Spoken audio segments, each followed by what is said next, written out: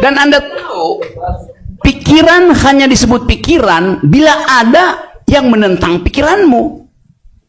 Kalau Anda berpikir dan gak ada yang menentang, Anda tulis tesis, Anda tulis disertasi, gak ada yang membongkar tesis Anda, itu artinya tidak ada dialektika. Buat apa kita ajukan pikiran dan orang manggut-manggut?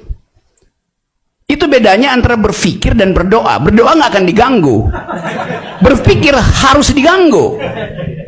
Apalagi pikiran kekuasaan. Ini ya, Kaltim Post headline hari ini, investor tertarik bangun mall di ibu kota, di IKN tuh. Kenapa nggak bangun kampus?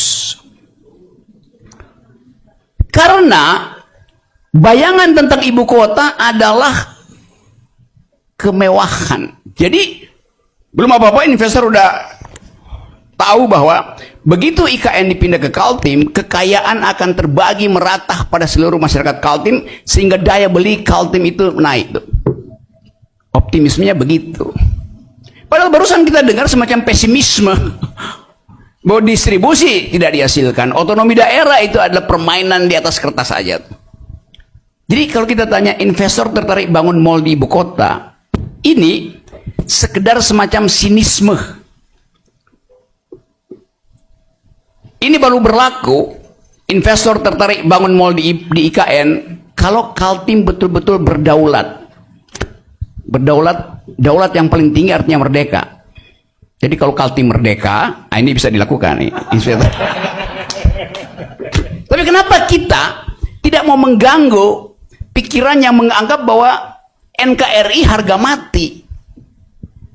Kenapa kita tidak berpikir bahwa ini negeri ini terlalu besar sehingga kalau dibuat negara-negara kecil mungkin lebih berbahagia kita tuh.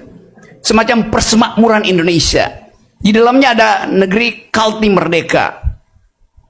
Ada Riau, ada Aceh, ada Papua. Kan semua itu adalah potensi untuk menghasilkan kembali keadilan.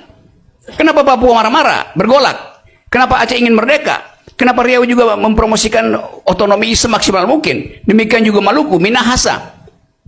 Jadi faktual, semua kita sebagai bangsa, kita tidak berupaya untuk melihat kemungkinan bahwa kalau negara ini dibuat kecil-kecil, bangsa dibuat kecil, mungkin kita lebih bahagia. Sama seperti Amerika, tidak ada negara bagian tuh, persemakmuran Inggris segala macam. Jadi bayangkan itu. Ini kalau ada teman di sini yang bikin tesis doktornya, itu saya mau jadi pembimbing tuh. Karena bangsa ini memang dimaksudkan dari awal untuk bersatu karena ada perbedaan.